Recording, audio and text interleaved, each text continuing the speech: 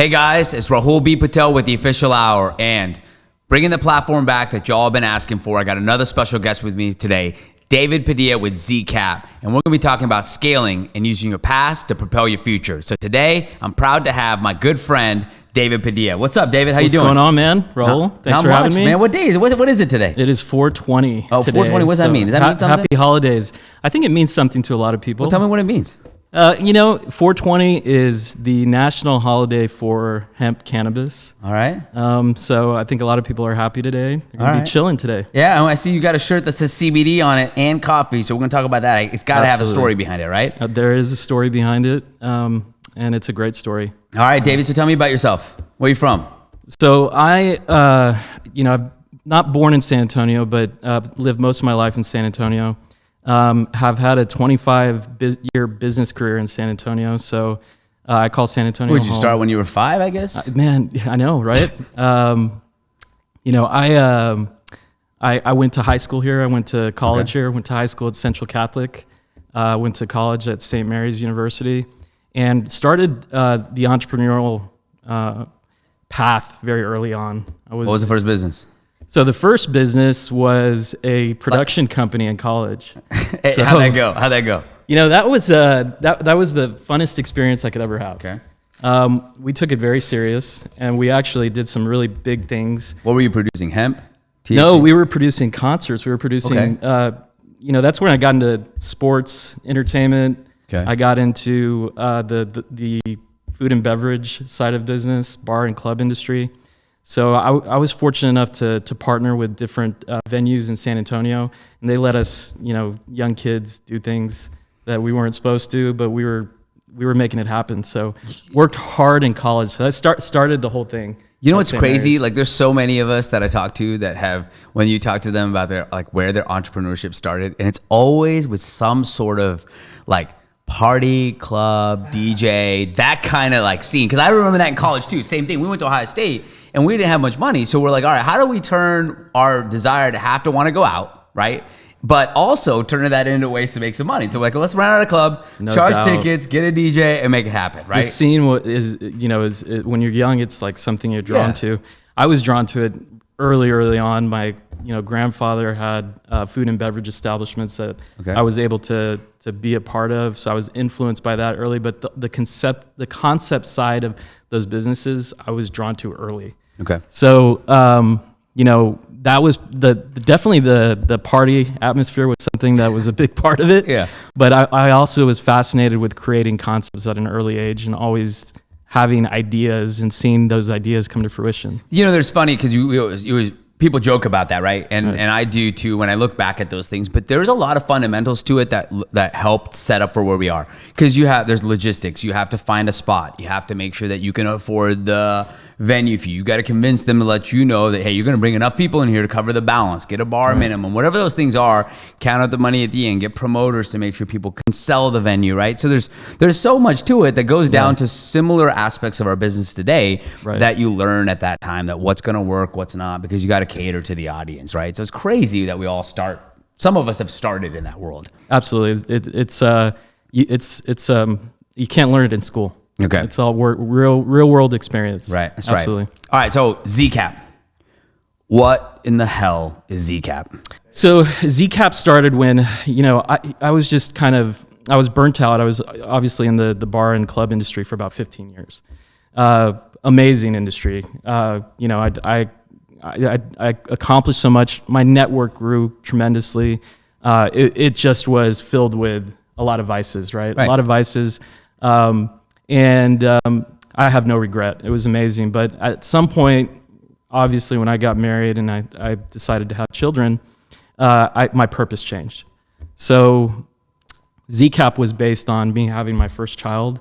I said, okay, everything I do from this moment on is about them. It's about my family, about my kids. So that's how ZCap just came about. Okay.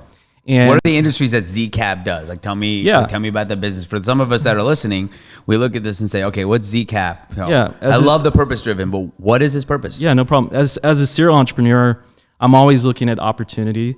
I was fortunate enough to work with a few people that were always presented opportunities. So my focus became three different industries. It was the healthcare industry, it was food and beverage because I had the most experience and knowledge in that, and then I also jumped into the CBD hemp business because I was fascinated by where it was going at the time. About 3.5 years ago, nobody really knew about it, and it was just something I was drawn to. So I decided to base the company and invest or bring investors onto those three industries and run companies through those.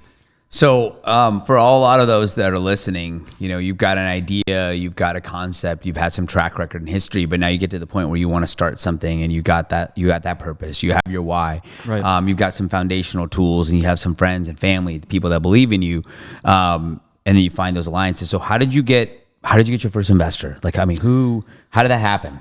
Again, going back to being in San Antonio is just an amazing city where it's a tight-knit community. Going to Central Catholic, that community, that network is obviously prevalent in San Antonio. And so, those friends and my family were the first people I went to start raising funds for my ideas, for my concepts. And that was just, it was the easiest way for me to go to explain the vision. And it's obviously where a lot of people start, but I was just fortunate enough to have people that believed in me, and it allowed me to start quickly. Yeah. For a lot of you that are out there that are looking at creating something and you need capital, the first place that people go typically is friends and family. And I'll tell you from both personal experience and also just, from everyone that I talk to, that's typically where people go for the first time. Those are people that know you. And what I call those folks that are coming to write a check or invest with you is they're not investing usually in the business or the concept even. They're really investing in you. Right. And that's a great thing. And it's also a great weight for a lot of folks because now you've got that burden of not just the money that's been borrowed, but it's who you borrowed it from, right? You know them. You want to succeed for them. So that's again, I always say a blessing and a curse sometimes because those are people that you want to get back and hold to, but that's where you go. So, all right, so let's walk through a little bit. You started this. Walk me through your three chains a little bit. I can kind of see how some of them integrate, but tell me about the three kind of spaces, whether it's healthcare, food and beverage, and we're definitely going to talk about a little bit about hemp and CBD as well. Yeah, it's the day to talk about it, right? Yeah, great day to talk about it. Great day to talk about it. The three concepts or the three industries that I chose, there was kind of a mission behind the industries that I got involved with, and that was how do the products or the services help people? Again, I flipped my why, and it was more about, okay, if I'm going to spend time on something, does it do anything positive for the community, for people? Are these concepts or the businesses, are they meaningful in any way? So food and beverage, I focused on how I could present something that's a little bit a healthier alternative, and so most of the money and time has been spent on a concept, JUGO. Okay. And so what was that concept again? JUGO. JUGO. So okay. Juice in Spanish. Right. So there's no J. It's not JUGO. It's JUGO. It is JUGO. Right. So all those that are seeing that J out there, guys, it's not JUGO. It's JUGO. It is JUGO. Yeah. So let's just remember that and not screw that up. Okay. Oh, it's all good. People say JUGO all the time. Yeah. And we correct them. Can't, yeah. No, you can't. It's an acai bowl. Okay. Cold pressed juice and a smoothie concept, and we've also got a ton of add-ons, healthy add-ons that you can put in your bowl or juice, and we've got detox products. But the idea is to have a healthier alternative out there, right? Because there's a lot of really bad snacks, fast food snacks out there, and so I thought, the acai bowl space is somewhere we need to be. There wasn't a lot of market or a lot of competition in the area. So that was something that I got into. So again, the purpose was how does this change? How does this help the community? And for those of you that are kind of listening in on this, and you say, okay, here's, David tends, I'll tell you, David's very, I would say he's very, humble in how he approaches things. But I've spent a lot of time with him, and some of the things that, when you look at a concept, for those of you that are looking at a concept, looking at something, you really want to make sure that you understand beyond the product, you're going to understand how that business is going to run. And there's a business like this that's got to, it's going to operate on certain margins and profitability, and certain products are going to bring you some types of returns. Again, these are small spaces, usually with, turnover sometimes ridden and, kind of in terms of your employee base, right? And David's really come in and taken a concept and really understood the nature of the food and beverage business and how to really scale that. And I want to talk to you a little bit about where your locations are, where you're going. But for those of you that heard the words detox tea, like legit, it'll fucking detox you. Okay. So for those of you that are out there that need a little bit of a detox, like hit that up. I promise you, like you want to make sure you want to maybe use a weekend. So you got some time at home just in case, but I mean, it's a legit product. Yeah. You where are you at right now? Where's JUGO at? Yeah. JUGO. So just to tie into what you said, humbleness, right? I've always been a humble person. I think hard work and humility is the way I lead my life. Humility based on just being a very people person. I want to understand people's situations. I want to motivate people. That's really important. I want to lead people. So I always lead with that first. It's not easy. I mean, I'm going to tell you right now, it's not easy. We are up to our 8th and 9th location in Dallas. So I can tell you that you have winners, you have losers, and you have to figure out the locations that are losers. How do you make them winners? So that's a lot of hard work, a lot of, just fundamentals that we talked about that I learned at an early age, and it's just a grind. It's consistency.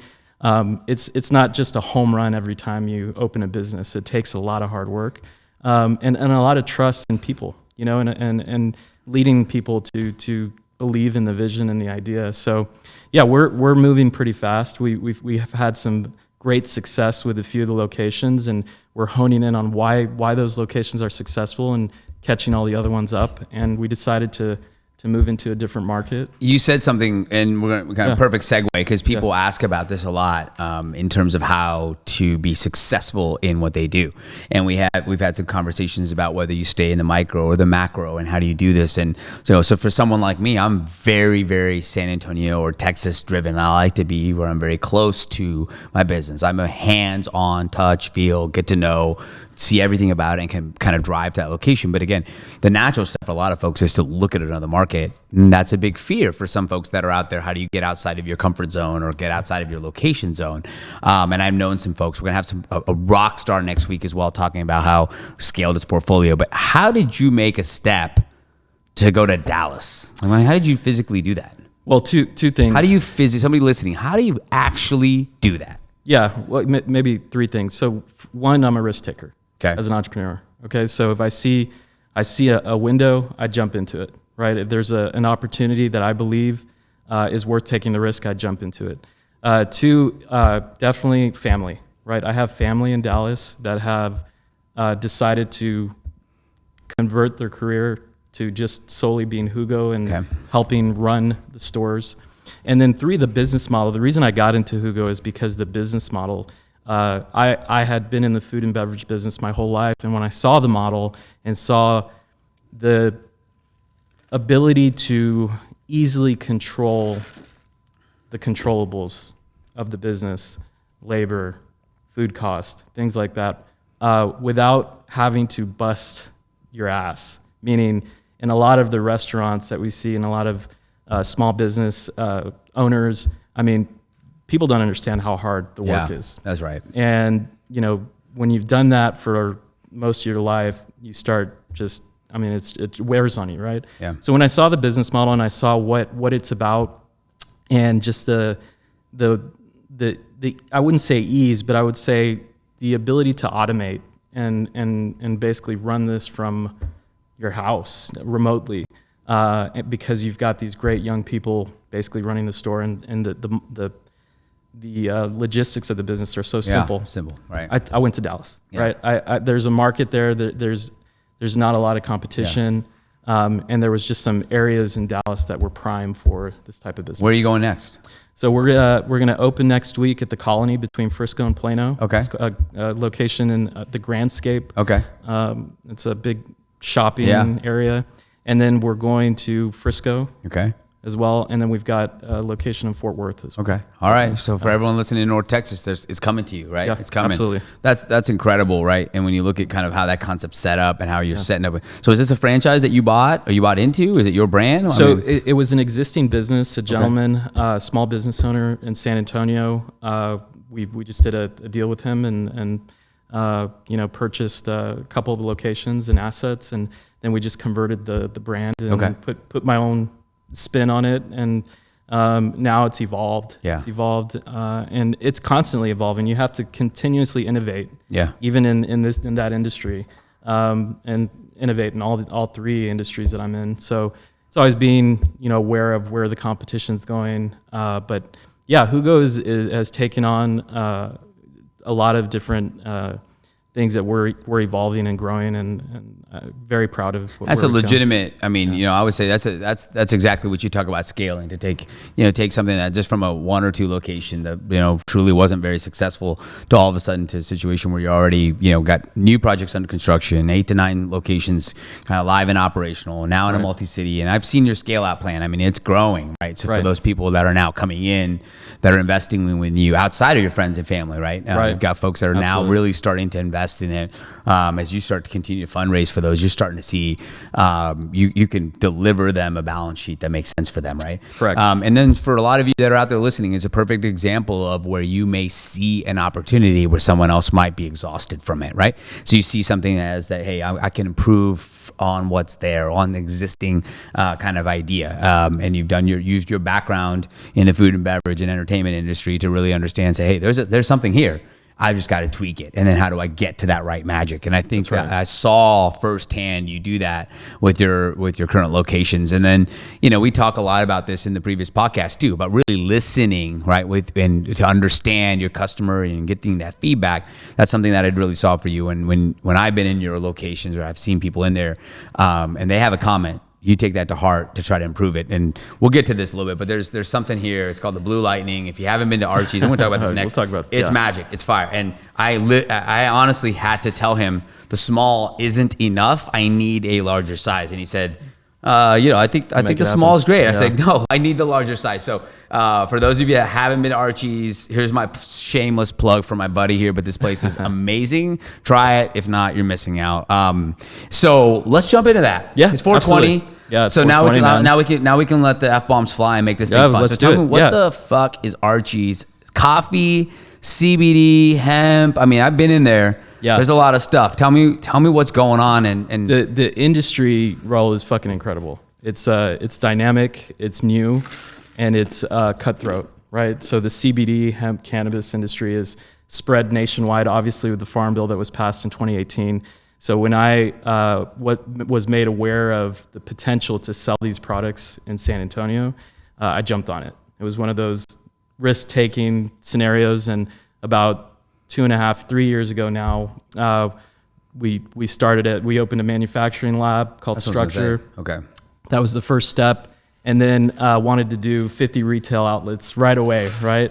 And thank God we didn't. We opened a store, saw the market, everybody was jumping into it. It was like the wild, wild west. Right. You had 40, 50 different brands of botanical stores, vape shops turning to CBD stores.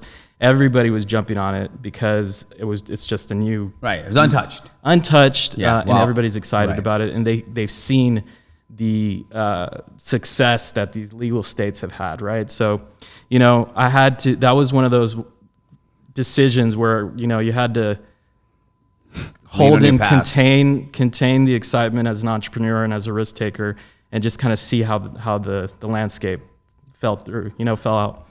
So before you move on, that's a really important note, right? Yeah. Like you balance that very well, and something to touch on is that you're a risk taker, right? So there's that risk. I'm gonna jump into a space, but at the same time, where I think risk turns to failure sometimes is you don't have a chance to really understand what's there. Right. And I think we've learned about this for those of you who've taken economics classes, certain classes, that first to market sometimes doesn't always win, right? And there's a situation here where you said, hey, let's see what's happening before we get into expensive leases and locations and build outs and TIs.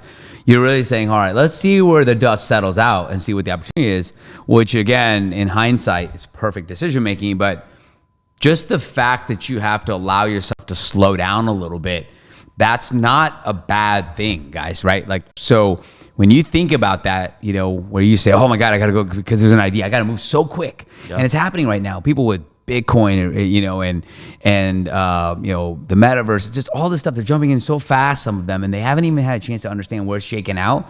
And there'll be those that'll be successful and those that will be washed out because they just went too hard, too strong, and didn't really understand the landscape, right? So yeah, that's a great point to touch on, to say, hey, we had something, we were first, but we slowed down. You can be patient. I mean, you can be patient. And I think it's a true lesson in humility for entrepreneurs that have been successful or have had success and think they're untouchable and can just jump into anything. So it was definitely a lesson to me. I mean, I had family and friends invest in this project.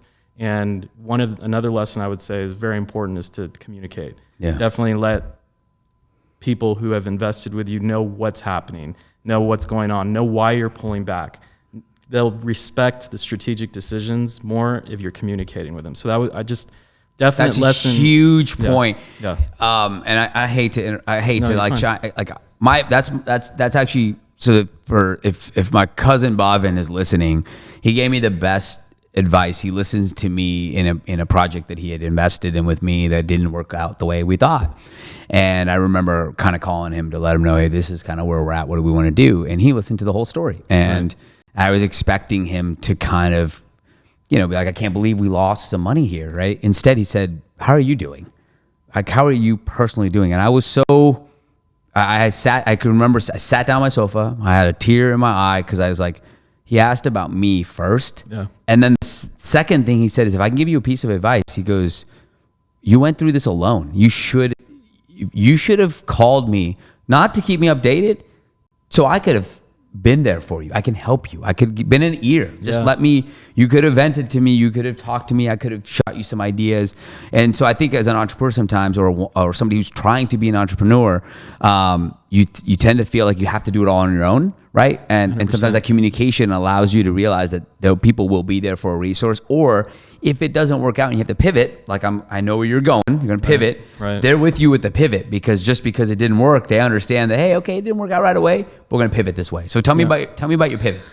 Yeah, you know, you're right. Friends and family are so important in that initial phase, because they do care about you as a person, care about what you're going through, and that support is important. And so communicating with them is important. But the pivot was seeing the landscape, seeing that everybody was doing something similar, and with the first retail store, you know, thinking doing that or pushing that type of concept was what we were going to scale, and understanding that was not going to work because we're the same. So what I did with the second concept is I thought about what is always something people are going to want day to day. It's coffee, right?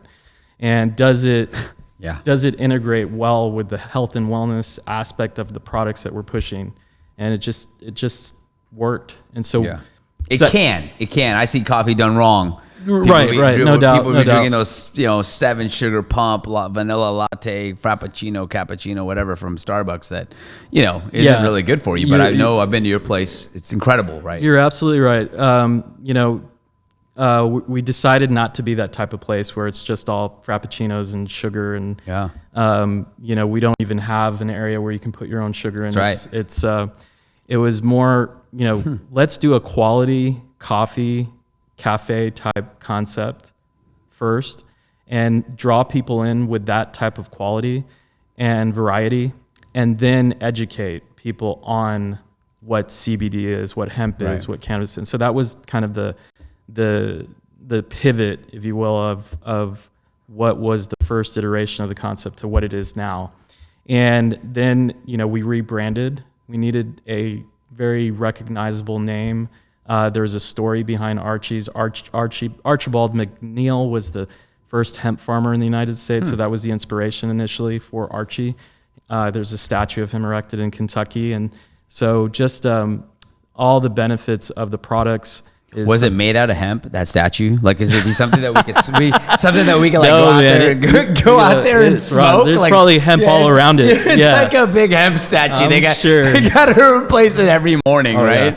Yeah. Smoked out in the evenings. What's crazy is get all stoned. The hemp it can be used for everything. Yeah. Right. So it was an industrial crop at the time, but then was basically wiped out because it was such a good product. And the cotton industry at that time was, upset about hemp coming in. So anyways, that's why hemp was forgotten. Now it's come back, right? And you've got these products that, have medicinal qualities, have essential oils that have this natural healing to them. And so, people really didn't understand. It came so fast, and people still ask, what is CBD? How does it help me? Yeah. So I wanted to present it in a concept that was inviting to everyone. Not just a dispensary style concept. Yeah. You can come in and get your coffee even if you're not buying products, but you can learn, and then you can, start educating and start learning from our people there, our baristas and our great staff there. And then you get hooked on these products because they work. Yeah, they do. Yeah, that's kind of I think that's the biggest challenge we have still in this country is that it's seen as a very negative product. But yet, you can get alcohol in every corner. Right. And that, pain medications, pain pills. I mean, there's so many things. I remember, and actually kind of how our friendship started was around CBD. I broke my foot about 2 years ago. And I remember I was struggling with some pain in my foot. And if you know me, I don't like to take medications. I don't like to take things that, aren't natural to the extent that I can. And I just remember you delivering a bottle of some cream and said, put this on your foot. It'll help you. And, I kind of was a little bit reluctant, just like, whatever. I don't really know how these things work. I remember putting it on my foot, and that night it felt great. And I did it every single day. And I was back in the gym, like, almost instantly, right? It felt like I was even in a boot. I was back in the gym, felt great. And so I think it's a great thing. I've even given it to my mom. I've let her know, well, hey, this is, So I think there's so many health benefits to it. And it ties back to your mission core of what you believe in, knowing that you can push that, promote that. You can have your family there as part of your business and they ask questions and you can let them know versus having to hide that kind of business is what you do, right? Exactly. So that's how Archies came alive. That's how Archies came alive, and now it's taking it's just being received really well. Our first 3 months of having Archies open is just incredible how people are receiving it. Again, we have a great team. I have a great general manager that just has done an amazing job of providing the experience. My family is there. You see them there daily. We're greeting people and just seeing new customers daily, and there's this buzz around the concept where, you can see as an entrepreneur, okay, this has legs. We talk about scalability and you think about when is the right time? Like what do you do? So we're replicating what we've learned, right? We're starting to develop the infrastructure, the manuals, what do we do consistently? We're starting to really build that foundation so that we can scale the concept because I know for sure that we've landed on something that has some viability. Yeah, you can't scale it just on my demands because I'm just in there always asking for more like a bigger size and more and Christina's always like, good feedback. We can't give you another one. I'm like, give me another one. And actually a buddy of ours, Josh, I was talking to him. I ran into him in the gym the other day and he loves this stuff too. And he goes, man,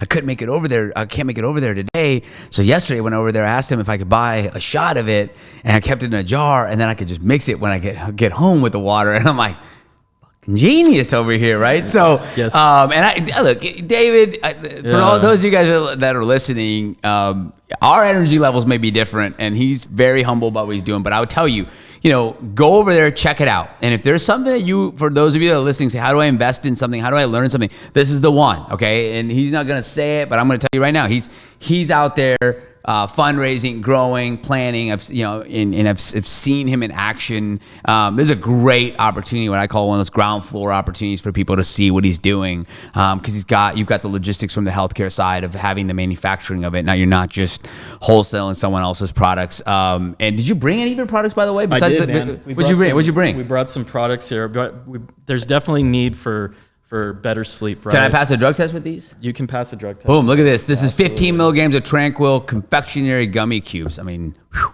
What else we got? Those are a very Is this the popular cream? item. Is this the cream that I put on my foot? This is a version of the cream that you put on your foot. Oh, yeah. It's for Check Archies. this out. It's knockout cream. Hey, for all my F45ers too out there, check this out. Knockout full spectrum pain cream. This thing's money. Is this a roll-on? What is this? A cream? Yeah, this is a cream, and then we've got our tincture that we manufacture obviously in house. And Tincture. so tinctures is the most common form of taking the products or drops under your tongue, and you just swallow them. Really? Yep.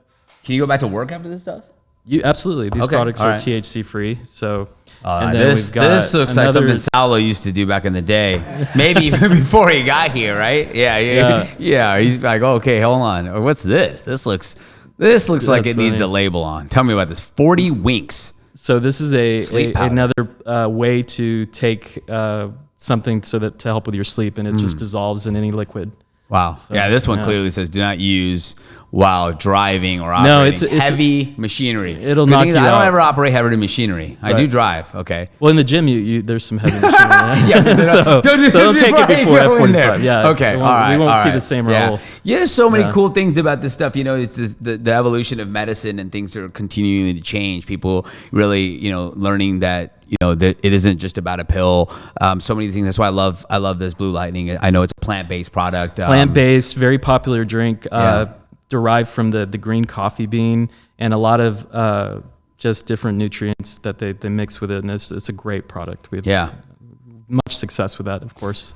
You're our biggest fan. Yeah. I that's why I had to get him on here. I was hoping that if I got him on here, I'd get a little bit of a discount every time I show up. Solid, but it isn't working. I got you, bro. I got you, man. I always got you. He got me. No. It's not like that. I show up there. I show up there all the time. Sometimes he's just hanging out there, which actually he's always hanging out there working. But it's a great spot for those of you that have not been there yet. But I love the integration of your healthcare business now coming into each of your different businesses, especially when you talk about healthcare awareness, and that's where I think a lot of us we have some strong synergies in terms of me wanting to bring health and fitness to the city, and then these are things that can help you stay away from addiction to drugs, right? Addiction, drugs, and alcohol. Opioids, alcohol. Yeah, that's absolutely right. Honestly, health and wellness. That I'm influenced by this. It's helped me kind of focus. Obviously. Another topic is with scaling is the amount of work and stress, right? Yeah. So it's important to me to try and balance those things. And as an entrepreneur, a lot of us forget about health. And you've influenced me as far as the business that you're in. And so integrating these health and wellness products to your own life, you have to live it as well. Like I can't just sell this stuff. So it's really influenced the way I am. You have to believe, and this goes back to buy your, kind of one of my previous podcasts about buy your own product. You've got to be willing to buy your own product. You've got to believe in it, right? There's so many people out there that continue to, sell a product or want to invest in something. And the first thing that comes out of the mouth is like, well, look at the returns, look at this. And it's like, if you don't believe in the product and you don't believe in what they're trying to do and you can't consume it yourself or proudly share that, right? And I talk about that. I'm not shy about telling people to try F45, right? I mean, I don't force them that you got to do it. You got to stick to it forever. I tell you, try it. Try it for a week for me.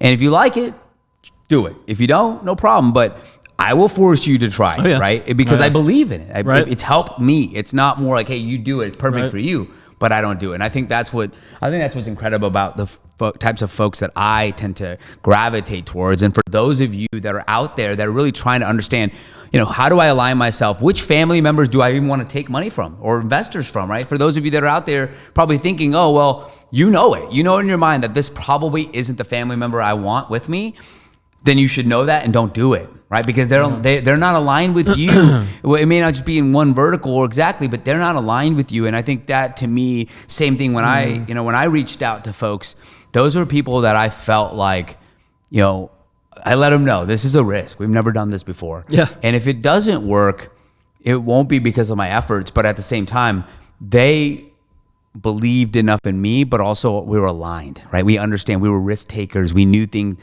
that maybe being the first to try something might be difficult. So, I think aligning yourself is really important. So that's a huge topic when you talk about scaling. Scaling. Yep. I think alignment is important when you're scaling or you're trying to raise for initially, it's hard to take that into consideration because you're trying to make things happen quickly. You're trying to see who comes in and invests. And so I think you learn from that. You can be a lot more selective once you've proven success. But initially, like I go back to communication, right? What you just said, you set up expectation, right? This is a risk. I'm going to work my ass off. I'm going to show you guys. I'm going to communicate with you guys. I can't tell you it's going to be 100% success. I'm an entrepreneur. Just believe in me that I'm going to put 120% into it. And, I feel like this is something that's going to be successful. And, if you communicate that, then, you can, people feel or believe in you and trust in you. And, I think once you've developed that, once you've been sophisticated enough to get to a point where you can be more selective, I think that's where as you're scaling, that just happens naturally. Okay, right? so we're going to talk about a couple things, and we're going to make some maybe not predictions, but let's talk about a few things. So this is the CBD space. Where do you think? How long do you think it takes a state like Texas to become a state where THC becomes adopted into its daily course of life? And I would say like California, Colorado, and some of these states have said, hey, look, I think there's an alternative here that we should be looking at from many perspectives. And I talk about this. This isn't just about getting high, right? This is talking about tax perspective, tax revenues, meeting the needs that the state needs, less dependence on alcohol and drugs in terms of rehab. Like, how far away do you think we are from, being able to say, boom, we're legal? Time wise, it's one of the no. I'm wanting it to happen tomorrow, right? But conservative state, obviously, definitely one of the biggest topics. I see medical cannabis being legalized before anything. It's already legalized for specific ailments, for specific conditions, and it's not easy to get a license for that, right? So I do think that will open up more first. I'm hoping there's been 2 rounds in the House where, cannabis nationwide is going to be legalized, but then the Senate, doesn't let it go through. So I think Texas is a smart business-minded state. So I'm positive. That's why I don't get it. Like, when I look at it from a business perspective, I just wonder, I think it's what it's going to take is it's going to take one of those old guys out there to like, to be able to get the license and then need the medicinal side of it or get popped and be like, all right, screw it. I just need the medical license. Oh, that's right. And then ready to go, right? And then open up the thing. But no, I think you touch on a lot of these things. I think that when you really look at it from a logistics perspective, why is it something that is governed criminally so hard, right? Versus something that should be researched and adopted into mainstream. And it's evolved so much. There's nothing up here that's a joint that we're smoking, right? These are products that are going, into our bodies in different ways to help. And there are a lot of medicinal purposes to that. So that's interesting. So it's politics. Yeah. It's all politics. It's all politics. Yeah, that's why we stay away from politics on here. And we haven't had a politician on here yet. Salo, do you think we should get someone on here from the politics side so we could just bash them, be like, where you at, buddy? Where you at? Where you at? I can tell you a lot of politicians, especially regionally, locally, they're afraid. They're afraid, but completely for it. Supportive, right. That's what I'm saying. That's what I don't understand about closet it. users, right? They use it, and then they're afraid to talk about it. I think there's still this taboo about it. But right now, we're talking about a new alcohol that's coming out, right? A new flavored liquor. Everyone's all about it. It's causing millions of deaths every year on the road. So it's crazy how we just need to change our psychology. But for those of you that tuned in today, I think. This is a great example of somebody that you would want to watch from an outside perspective of how he scaled an operating business and bought into it, bought something that was existing, had an opportunity to see it continue to run and observe it. And I think we talk about that, of coming in and observing something and then making adjustments to see it scale and grow, and then now have the confidence to go out there and tell people, hey, look, this is a concept that's ready to invest in. Here's how you're going to inject money and you're going to get returns on this. But at the same time, all of these lessons that you talked about today, pulling back and waiting and not going full go, that's a perfect example that, for those of you that are listening, saying that's how it served him in Hugo is that Hugo. See, yeah, I did it again. I was born in America, right? Yeah. So I just naturally go to that J, right? So Hugo.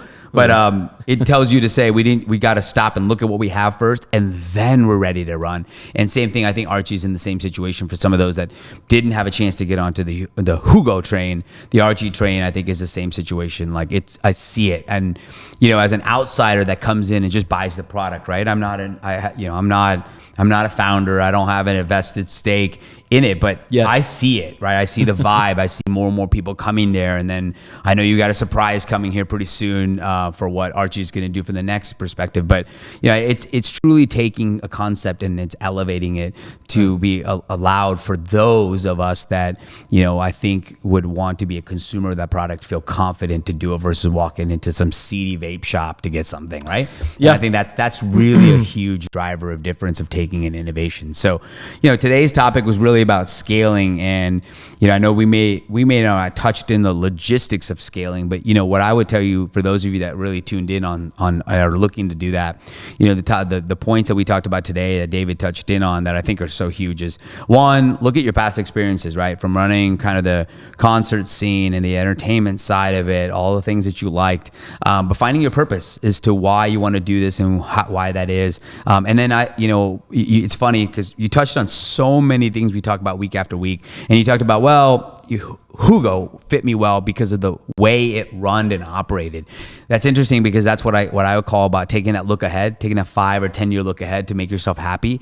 Do the things that make you want to be able to continue to do this because it lets you live the life that you want to live and you feel like you want to live, right? And I think that's the biggest thing that people make a mistake about is they feel like they've got to do the same thing forever, or that they can't evolve that, or they can't look ahead because because then you don't get above your skis kind of thing, right? But you still want to plan and prepare, and then at the same time be patient in your evolution, be patient in your ability to scale. And we did the same thing. We opened up a studio.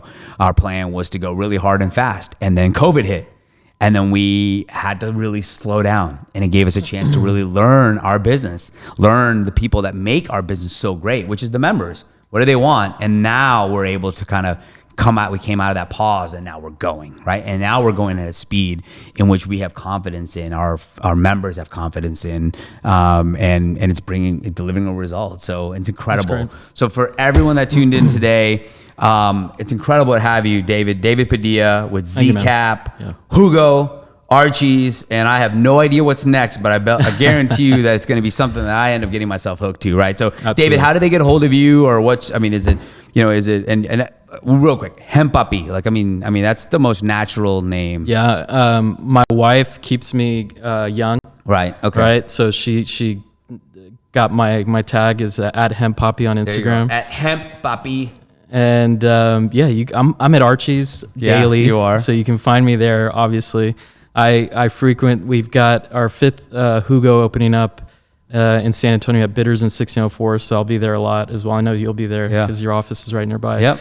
I was like, you got to stick the Blue Lightning in there. And in fact, we're like, hey, we're opening at 45. And I was like, okay, you know what? We're just going to find one a spot as close to Archie's as possible. Yep. Literally, we can step out the front door. I can see Archie's from our F45 and medical center. So I'm like, perfect. Boom. Now I can get both in, right? Yeah, we're thinking about putting your favorite drink into all the Hugo locations. So just be ready. For those that are listening, who's tried the Blue Lightning, petition for it because it needs to happen, people. It needs to happen. Like, this is my platform. I think if Beto tries to run on that platform alone, he would win, right? Yeah. Or even Abbott. Abbott just say, hey, Blue Lightning. I don't know if you want. I don't know where you are, but let's do it. Yeah. So please. Yeah, I'm ready. I'm ready to push it. Well, I appreciate you having you on again. Thanks, man. This is Rahul Patel with the Official Hour, and it's my pleasure today to have David Padilla with ZCap, Hugo, and Archies on, and it's all about scaling, but learning really about your past to propel your future. So appreciate all of you that are tuning in, and stay tuned for the next episode of the Official Hour with the RBP. Thank you, guys. Thanks, brother. Yeah. Appreciate it.